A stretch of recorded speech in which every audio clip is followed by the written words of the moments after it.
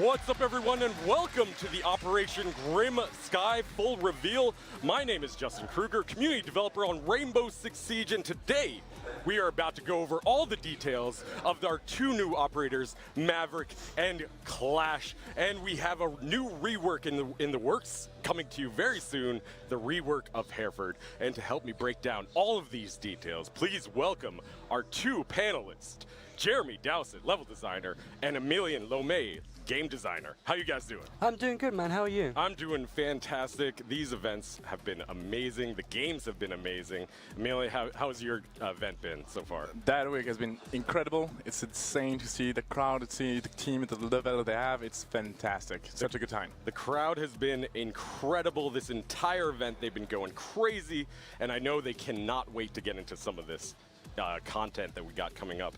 And so let's get right into it. Without further ado, let's take a look at Hereford base, our reworked Hereford base. Jeremy, let's, for those people that don't know what a rework is, what exactly is a rework? A rework is an opportunity for the team to go through and look at legacy maps that we've built. And in this case, Hereford was the first map that we actually built and prototyped the game on. And look at the problems and rework it from the start. You know, in this case, it's a brand new map. If you look at the old Hereford now that's up on the screen and look at the new Hereford, we've completely redone it from the ground up. Completely redone it, so it's way different than what we've introduced last season with the map buff. This is a new map, bottom line. I mean, it's a little familiar, but it's really new. Players that know Siege and know the game will recognize it. They'll recognize the thematics, the Spitfires, the control tower, and the shooting range, but the inside is, you know, it's a slightly bigger floor plan than it was before, with more rotation options and more verticality. So we've gone through and made a brand new map for the community. Right, and so you mentioned some of the issues with the old Hereford base. What were some of those issues, and why did you need to fix them for this map? Obviously, it's a little bit old now. It was the first map ever made, but now you're going in and changing the guts of it. Basically, the problem with the old Hereford was the destruction needed to be updated, and also that there was only one really viable bomb site, which was down in the basement. So, you know, when you're playing a game and it's always the same bomb site, and the other bomb sites don't get used, it's no fun to play. So what we've done now is 4 bomb sites, more stairs, more verticality, more destruction, and just made it so it's actually a much more viable and much more fun map to play. As a level designer, do you feel as though that's one of the biggest challenges and most important aspects of your job, to see that variety in bomb site selection in order to have a balanced map? You have to make sure that bomb sites are completely viable. You don't want one that's slightly overpowered, because then once it goes ranked or pro, they'll always pick that bomb site, you know, but now they have to play all the bomb sites. But the real thing is, you want viable bomb sites, you want variety in the map, and you do really want it to be balanced and to play well as much as humanly possible. Yeah, and a really key thing that we were talking about last time you were up here in May at the Atlantic City Finals was rotations. And for Villa, rotations were integrated into that from the beginning, but the old Hereford had some issues with rotations. And what have you guys done to resolve some of that? You mentioned the stairs as well, but tell us a little bit about that. Well, the problem when you look at it from a single staircase map is there's no viability of rotation. So we've added a second set of stairs that go all the way up, all the way down, which allows for greater rotation. Then you add the traps, and then you add the balconies on the outside. It allows the attackers and the defenders to rotate really quickly, depending on how they want to play the bomb sites. Yeah, and I want to point out really quickly, we're going to get into all of those bomb sites in just a moment, but I wanted to point out the design, the art design.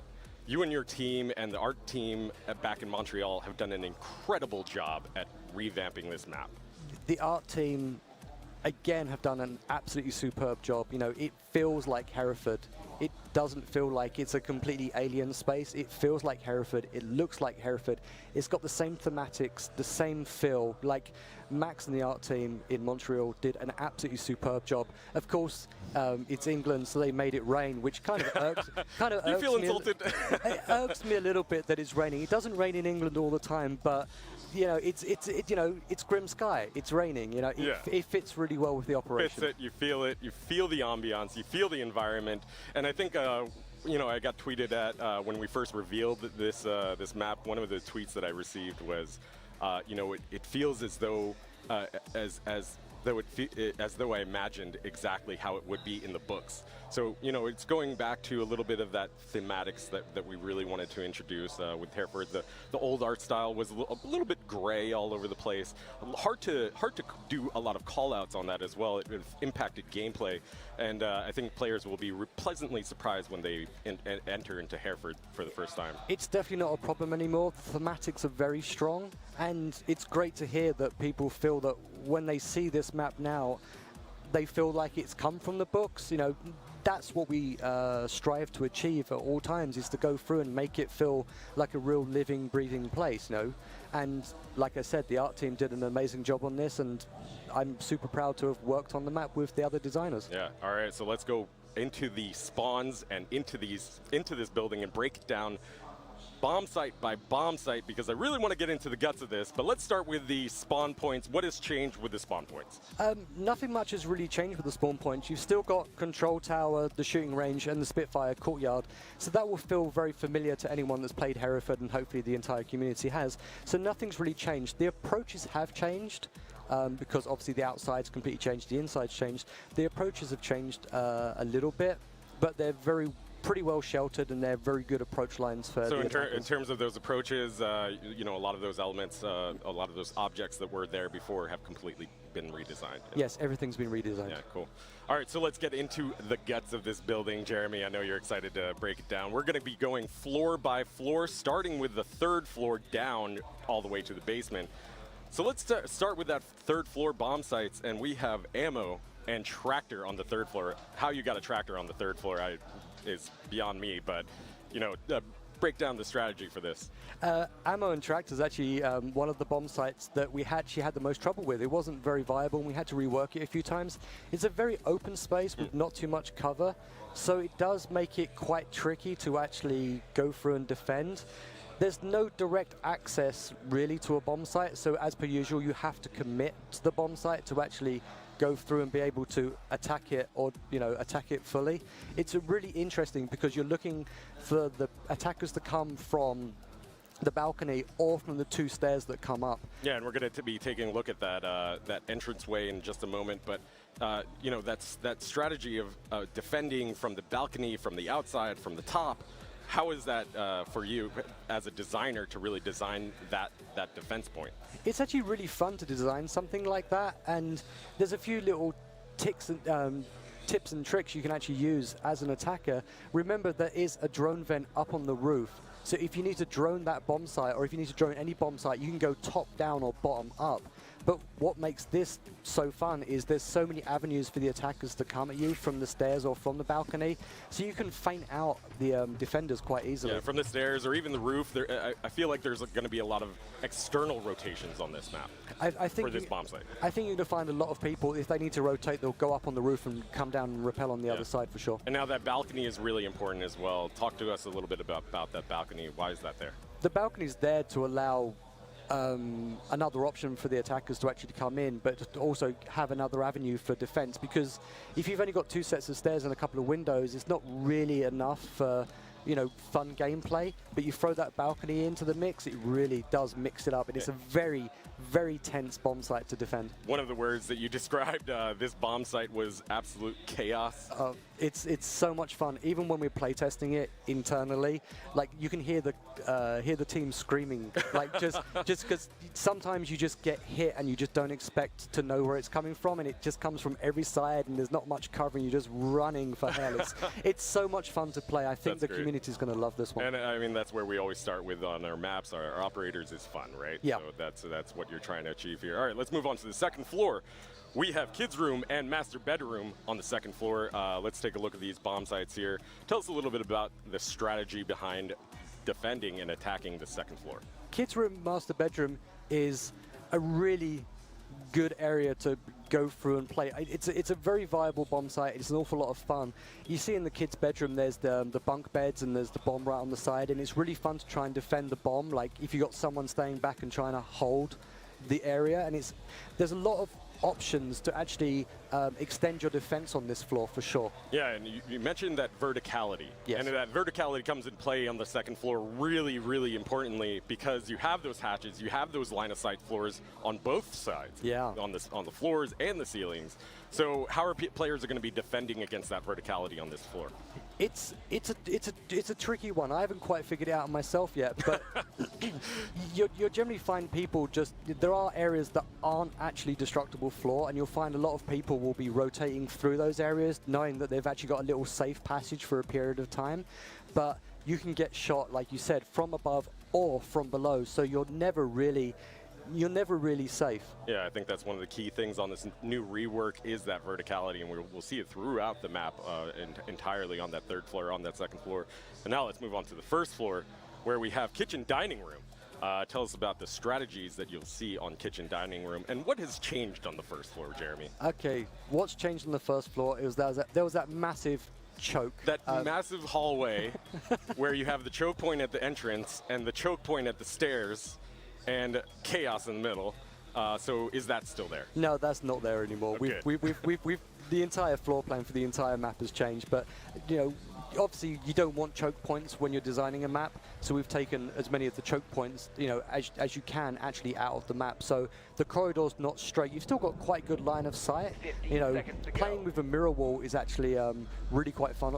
Actually, on all the bomb sites, it's really fun. But I find that playing a mirror on this site is really nice, and because you can destroy the walls between the two bomb sites, it allows for really fast rotations. But it is the ground floor, so you've also got the problem of you're defending the windows, because the attackers can get to you really quickly, or they can just come through the basement up the stairs. Yeah. So it's one of those bomb sites that it's really fun to play, but you need to get your strats down really well to figure out what you're going to do, and communication is key. Speaking of coming in through the basement, let's take a look at our basement map, or basement bomb sites, where we have brewery and fermentation room. Now, as a UK man yourself, I am very pleased to see that there's a brewery in the basement of Hereford. Well, it's only fitting. It's the SAS. I'm sure the SAS drink a fair amount of beer. It's a great thematic. When it's cold and rainy outside, you want to drink some beer, right? Exactly. Basement's really fun. There's a couple of big objects for the fermentation tanks that are bulletproof. So you've got a long line where you can actually shoot through and go back and forth, which is really nice. And one of the key things is we're taking a look at the tunnel right now, which is a new addition. Why did you add this tunnel? What is so key about this? If you put a basement in the ground and you've only got two sets of stairs, it's not fun, because you know exactly where the attackers are going to come from. They're going to come from the stairs. So you can't do that, because it won't be fun, and then we'll have the same problem again with the original Hereford, which is they're only going to play the one viable bomb site because it's easy to defend. Right. You add the tunnel on the outside, and then you add the garage, which is off on the side as well. It allows the attackers to actually have more ways to actually enter the building, and it makes for a much more interesting defense as well. Much more interesting defense, and a much more interesting map, because you have that access point, and people can enter it, the attackers can enter it through the basement to attack the first floor, and they can use it, as, of course, on that basement approach as well, but that becomes so crucial.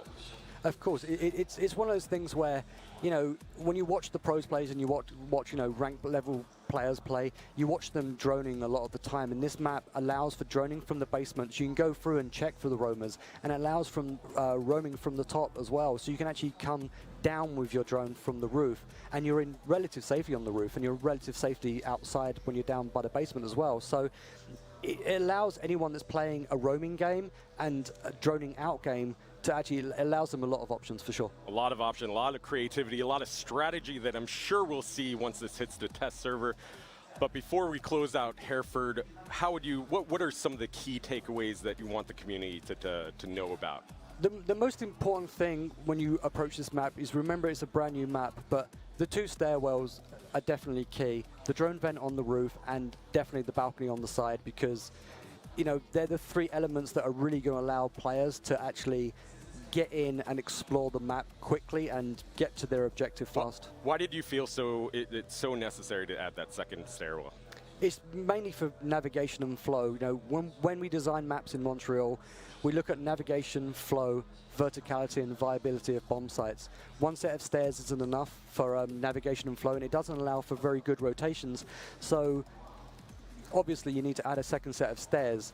Now, when you've got two sets of stairs, you're essentially creating two choke points where you can get stopped quite quickly. So if you add the balcony as another option, you know, it allows people to run around and roam much easier. So it allows the verticality in the roaming game to be much stronger. Yeah, and of course, as we also wrap up with the balcony becomes that amazing, amazing external approach for the attackers and a nightmare, potential nightmare for the defenders as well.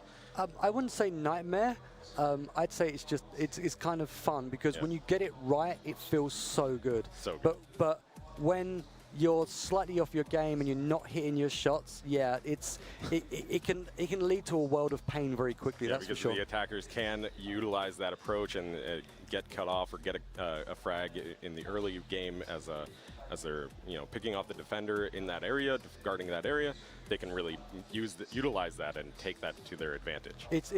It's really interesting, and I'm really looking forward to seeing the way the strats come out and the way people play the game. I've been watching people in the free play area playing the map, and it's really interesting to see what they're doing on the map because it's beautiful. I've heard incredible feedback from everybody that I've talked to here at Paris about the map, about the operators, and we'll get to the operators in just a moment. But that is your first look at Hereford Base. I'm so excited for players to discover that balcony, discover those stairs, discover the verticality, and fewer spawn peaks as well. Oh, yeah. Which I'm sure Amelia is very sad to hear. Oh, there's definitely less spawn peaks for sure. Like, you know, we shut those down pretty early in production because yeah, no one likes spawn peaks and no one likes to get killed at the spawn point. Oh, Amelia loves spawn peaks. Let's be honest. He spawn peaks everyone. Well, that is your first look at Hereford Base coming your way to the test server on Monday, August 20th. That's tomorrow. You'll get to play this tomorrow on the test server on PC. So without further ado, let's get into our operators. We have our two new operators, Maverick and Clash, and to introduce them, let's take a look at this quick video from Ubisoft News.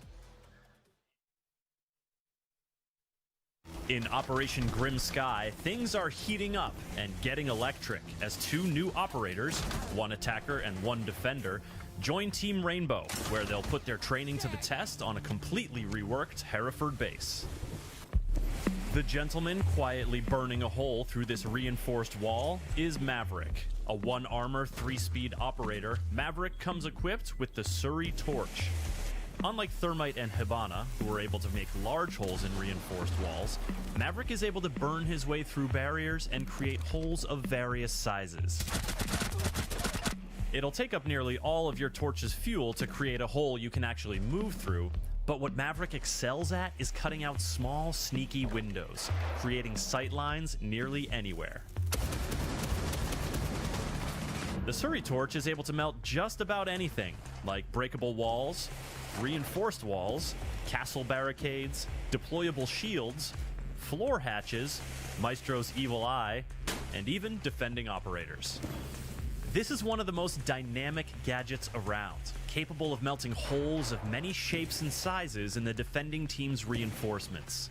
Any attacker can take advantage of Maverick's handiwork, but with the new AR-1550 or the M4 assault rifle in hand, he does just fine on his own. Maverick's torch is handy for eliminating enemy gadgets as well. Play peekaboo with bandit batteries and mute jammers to clear the way for Thermite or Hibana, or just open a little door for Twitch's drone to roll through and take care of business. For bigger holes, you'll need a steady hand. Move across a wall too quickly and the torch won't have enough time to cut through. Too slowly and you'll waste your limited fuel supply. Aiming down sights will help you maintain a consistent speed while ensuring those crisp, clean cutouts. And while it's not completely silent, Maverick's torch is pretty quiet, opening up possibilities for stealth, subterfuge, and so many deadly new sightlines. Defenders will have to be extra vigilant against small breaches, but Maverick needs to stay sharp as well. The Surrey Torch isn't much of a weapon, and its 2-meter range leaves Maverick vulnerable while he's crafting his latest work of art.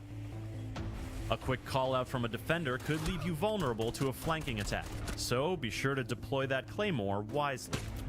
Or you could use it deviously, planting it by a small breach hole as a trap for careless enemies. With all these new holes appearing in your defenses, it's nice to have a defender who offers some extra protection. That defender is Clash, the first shield-bearing defender in Siege. Her indestructible CCE shield covers the entire front of her body and comes with a built-in taser that slows and damages enemies within range, making her a formidable obstacle. Her taser operates on a charge and will refill whenever it's not active. Mind your battery level though. If you drain the shield's charge completely, you'll have to wait until it fully recharges to use it again. To whip out her sidearm weapons, Clash has to put her shield on her back, where it will still offer some protection, just like other shields do. She can certainly get a kill in a pinch, but her main focus is crowd control.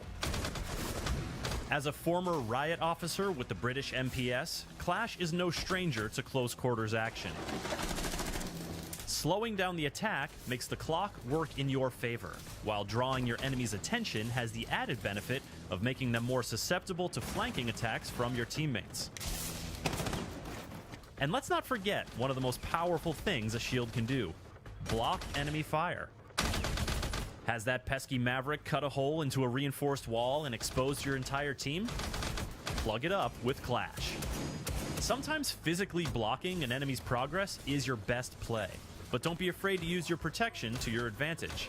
With 3 armor and 1 speed, Clash might seem like the furthest thing from a roamer, but her shield allows her to be in spaces where defenders normally fear to tread. Stroll outside for some early game scouting, and use your map knowledge to roam in areas where attackers can't easily get behind you.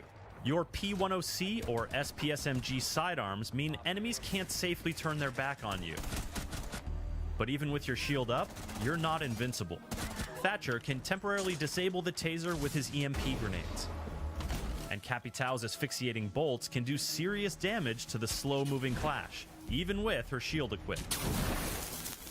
Furthermore, Clash cannot melee with her shield. In fact, if an enemy manages to melee her, or if she gets hit with a concussion grenade from Zofia, she'll drop her guard momentarily and be partially exposed. But Clash is not one to be vulnerable for long, and getting through her stalwart defense will prove to be a tall order. Operation Grim Sky is set to seriously shake things up on both sides of the conflict. For more on Rainbow Six Siege, subscribe to our YouTube channel and be sure to check out news.ubisoft.com.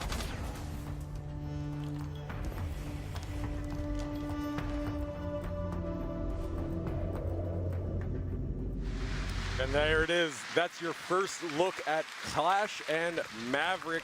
And now I'd like to bring in Emilien Lomé, game designer on Rainbow Six. How you doing, man? I'm doing great, Justin. Thank you very much. You're going to be breaking down all the design reasons behind these two operators. But let's first break down who they are. Let's get to know Clash.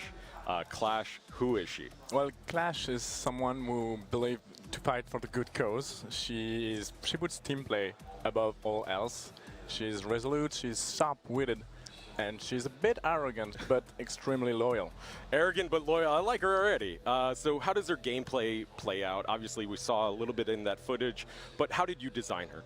So the idea was indeed to bring a shielded defense, which might seem and sound terrifying, and that makes a lot of sense. Very scary. But ever since we released Siege, we had 2.5 years of experience to try to pick what we liked from the shield gameplay and adapt that to the notion of shield and defense. And that was a long process, but we think we found something interesting. So you took like what you liked the most from Montaigne and what you liked the most from Blitz, sort of married them together in Clash a little bit, yeah. Kind of that, and at the same time is like you have to both take what you like from the shield and also think it's a defense shield. It doesn't have to push the side, she just has to stand there and prevent them from pushing. So we focused the shield mostly on the defensive aspect, that was super key, on the team play aspect, but remove a lot of elements of lethality. Emilien, this is our first defense operator with a shield. Why are we introducing this now to the game? Well, we definitely want to explore new areas of gameplay in every scene, like as much as we can, and expand on things that already exist, but also bring some new things, new fun things to play around. Clash in our situation was mostly we need someone who can bring a new way to play as a team, and definitely since she is very low lethality, she really needs her teammate to do the job with her. She needs to communicate a lot, and that's what we like about Clash. So you would describe her more as like a team play operator than anything else, right? Yes, definitely, above all else. Above all else, why is she so good at creating in team play situations? Well, we do believe that even though she's 3 armor and 1 speed, and she's carrying a shield, so she's fairly slow, but the way we see her play, at least in the early round, is to move around the bomb site, move around the map, and collect information, because she's so resilient that she can access places that others cannot.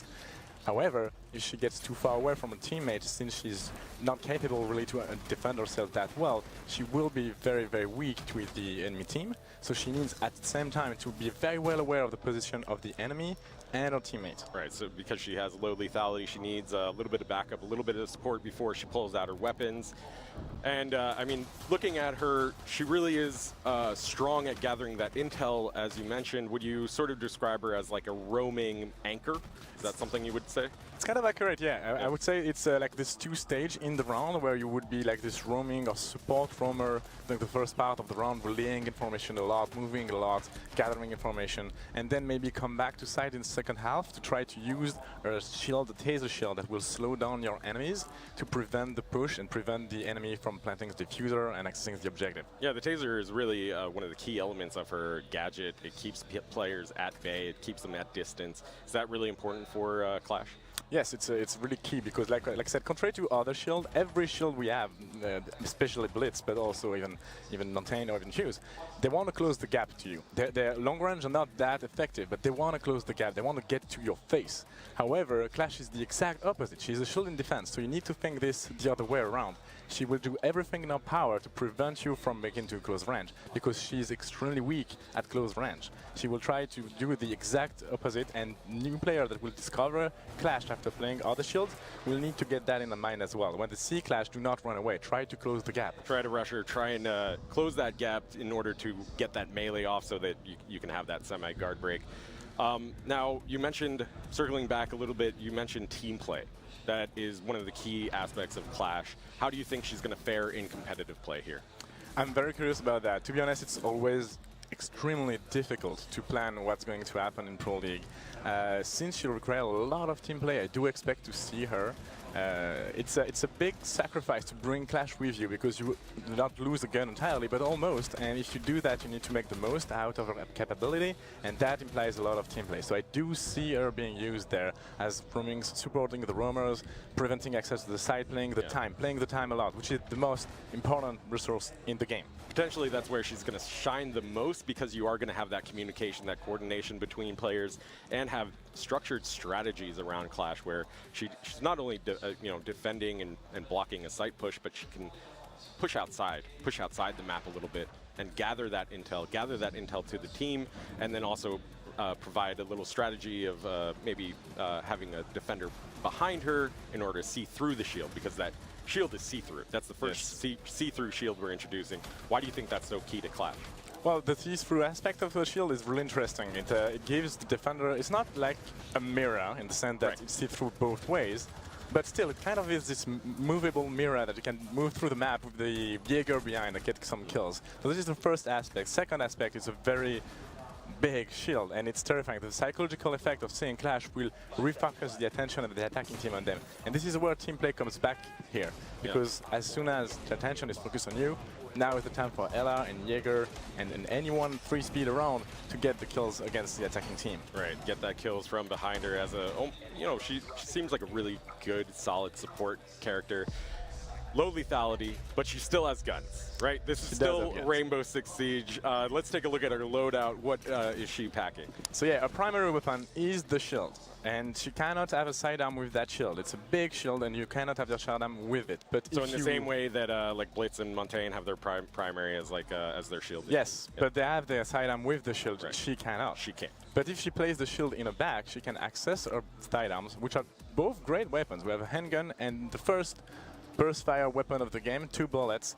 Both of them come equipped with embedded sights, and really good sight, by the way. They will never be as powerful as an SMG, but they can do the job if you're like the last survivor, or if the enemy team, realizing that you're not a threat, look away. Yeah. Now is your turn to shine. In a pinch, when you really need to just get a kill, she can pull those out. Yeah. Now let's go on to her secondary gadgets as well, because she has a few very useful ones. Yes, the secondary gadgets are definitely tailored to fit the 2 roles we mentioned. There's this first part of the round where you move around, and then you have the impact grenade that allows you to create holes in your defense to have your defenders run around, or even if you are supported by a roller, make those rotation on a pinch. Yeah. Second gadgets, more the second part of the round. If you want to prevent the push, you have the barbed wire, which would increase your ability to prevent the enemy from pushing the bombs. That's a really deadly combination there with the barbed wire plus the shock. Yes. That's going to be tough to counter. Speaking of the counters, though, she is counterable. She does have weaknesses. A lot of people came up to me when they first saw Clash. They were like, you know, I think shields are OP. I think they are unbalanced. So how have you balanced Clash?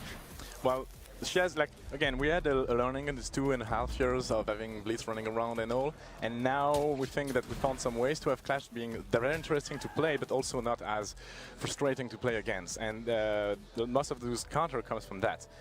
She cannot melee you at short range. That's not possible for her. So, but you can. You will trigger this semi-guard break that will move the shield to the side and allow you to shoot her legs. However, that means you need to get to close range. To do that, you can use Thatcher. Because Thatcher's EMP will disable the shield and allow you to bypass the taser part of the shield. Yeah, and we also saw Zofia, and we also saw Capitao as counters. Who do you think is the most, the strongest counter against Clash? Capitao is definitely the strongest. She's slow, she has a shield on top of that, and the Firebolt, if you place it right, you will kill Clash very fast. Capitao is definitely very strong against Clash, but Thatcher and Zofia can do a pretty good job. Yeah, absolutely. So, that is a look at Clash coming your way to the test server very shortly, but let's also take a look at her BDUs that are coming with the launch of Grim Sky. Of course, these BDUs are available with the Year 3 Season Pass. This is a head-to-toe customization, and they look really cool. They're sort of Grim Sky themed and Grim Sky colored, so it's super cool. Her art design is wonderful as well. I love her. She's very beautiful. She's really amazingly badass. Yeah, so you'll be able to play her tomorrow. Another person that you'll be able to play is Maverick. Let's go into Maverick. Who is Maverick, Amelia? Well, Maverick is an enigma within Siege. And within the Team Rainbow, he's solitary. He's very good at reading human mind, though, but it's difficult to know a lot about him. He's very famous for his precise work, though, and his high adaptability. But outside of that, stay as an enigma. He's an enigma of a man, an enigma with his gadget, because that gadget is so cool. How does his gameplay designed from your side? So yeah, the design there was we wanted to bring a third hand breacher to the meta. That was key. But we wanted to make sure that it was very different from Thermite and Ibana. And that was a big challenge. And we came up with this idea that allows Maverick to do a very different role than those two. Yeah. So why, as a designer, as a game designer on Rainbow Six Siege, was it important for you guys to introduce a third hard breacher? Why is that important? There is multiple aspects to this question. One of them, for competitive play, is we introduced pick and ban recently, and despite the fact that they can ban both hard breacher and it rarely happens, we still want to make sure that we have 3 options. That's the one thing. Second thing, even more important to us, is the metal breaching role is a very key role in Siege, and people that play that role have limited options, just 2. And we needed a third one to give them a new aspect of how to approach a bomb site. And third on bomb site, Maverick will be extremely relevant, contrary to the other 2, or in combination with the other 2. His gadget is so much different from them, where Hibana and Thermite have this really binary. It's either open or closed.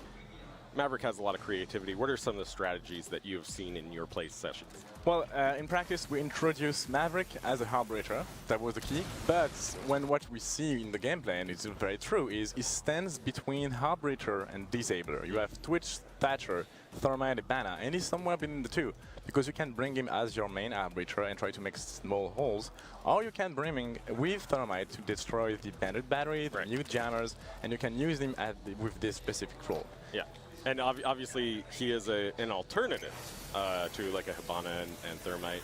But he has a lot of those synergies. Yes. And I think we're going to see a lot of that gameplay as well, where people are using either a thermite to distract or again, and the Maverick would then flank around and maybe create a couple of kill holes. Is that something that you are expecting players Definitely. to find? That would be, if you don't use him necessarily as a man butcher, which should be rare, Yeah. or as a disabler, you have this third option. He's 3 speed, he's fast, and his gadget is fairly silent.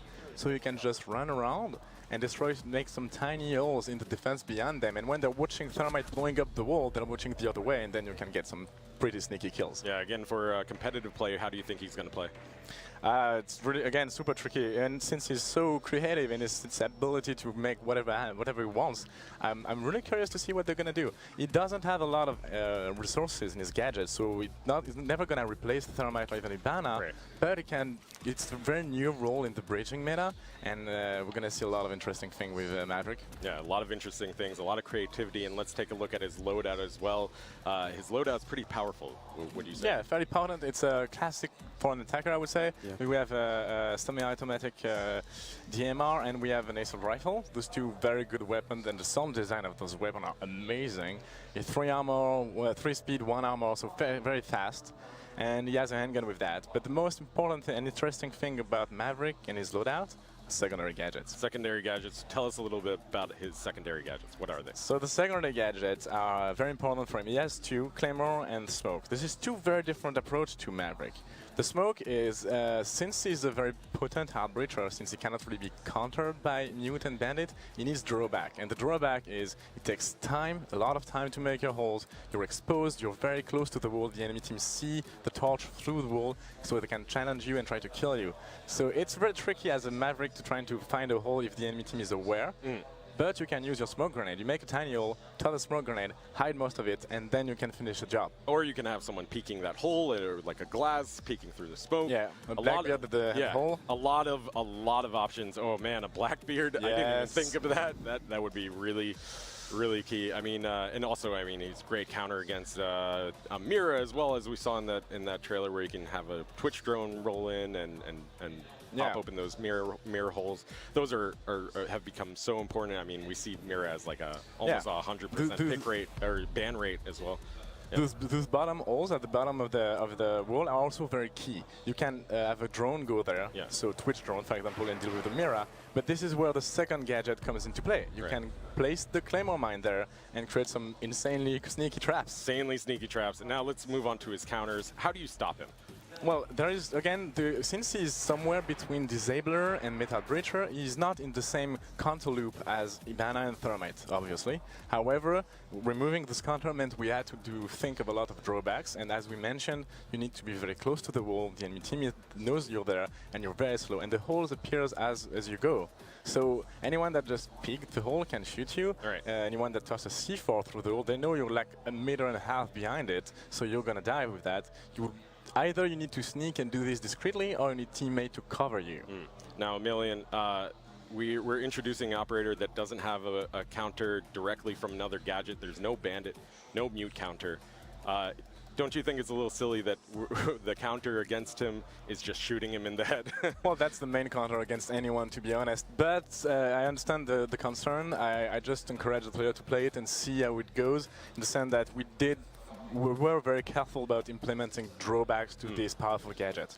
So the drawbacks, the main one being that you can immediately see him when he makes his holes, and so it's a little bit difficult to pull off some of those. And he doesn't have enough resources anyway to make holes as big as Thermite would do, even Bana. So it will be, you can have enough resource to make something that can go through, but it would use most of it, and it will never be this big hole where Montaigne can push from you. Right, you can't create that huge hole for him. Nope.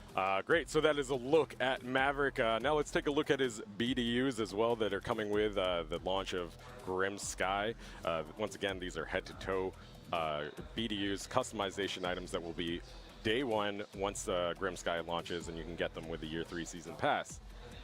So, that is a look at Clash and Maverick coming your way to the test server on Monday, August 20th, tomorrow, which is really exciting.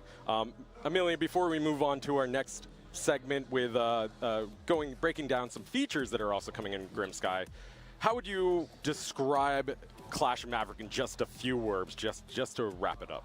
Well, Well, that's easy actually, because Clash, I use the word a lot, and this is key, and I'm saying it again, team play. Team play, team play, team play. And Maverick, considering the way the gadget function, creativity. Creativity. I cannot wait to see what the players are going to come up with, because they're always smarter than us. They find strategies way better than we do. And there are 35 million. And there's 35 million of them as well who are coming up with strategies. It's really incredible. I cannot wait for you guys to test out Clash and Maverick. But there is also a lot more coming with Grim Sky, and let's break down some of those features right now. The first one being the weapon sight misalignment fix that we covered this in a blog post earlier, but what exactly are we fixing with this weapon sight misalignment? Well, without going into too many details here, it's a fix we've been working on for a very long time, and we're very happy that it goes into the game now. Basically, oftentimes when you shoot with a weapon, the middle of your screen and the scope would not be aligned, and sometimes you would feel like, I shot the head, but no, the scope was on the head, but not the middle of the screen, so the bullet missed. Now it's no longer the case. Every single moment in the rate of fire of your weapon, the center of the screen is aligned with the fucking weapon. The people are happy. The people are happy, Emilian. The people have spoken. Yeah, finally. We're very happy about that. Yeah. So bottom line, though, the bullet will go where your reticle is pointing. Yes, that's this key part. It's like usually that was not happen all the time, and now it will be 100% the case. Yeah, and I got to ask, this seems like a very important fix that we're introducing. Why did it take so long? It's tricky. The problem is, like, when we see that for the first time, like more than a year ago, we think, okay, let's try to find an easy fix to that. But there was none, and every fix we had to investigate meant going deep down into the systems we have in place in the core aspect of the game, and it was much more heavy and long than we'd expected, and it took a lot of time. We iterate also, we tried a few things that not necessarily worked. This version we're very proud of, and we're confident it will function. We saw a ton of recoil patterns on the test servers, so this definitely took a process.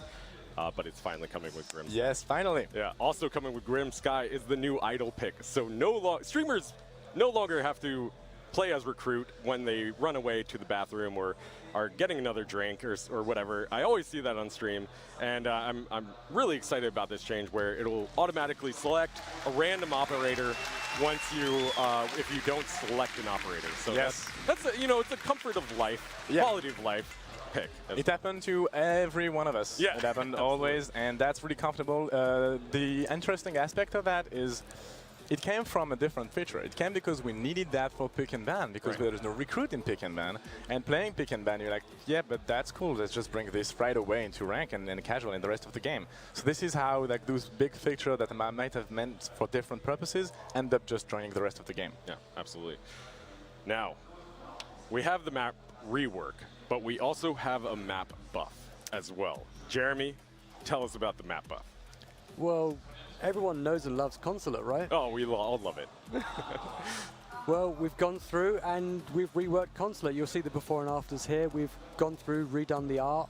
We've gone through, added another bomb site to the map, and we've gone through and looked at the most important thing, which was the early kills and the spawn peaks, and it looks absolutely amazing. Yeah, the crowd is reacting right now. What do you think? Why do you think it was really important to do these tweaks, these map buffs?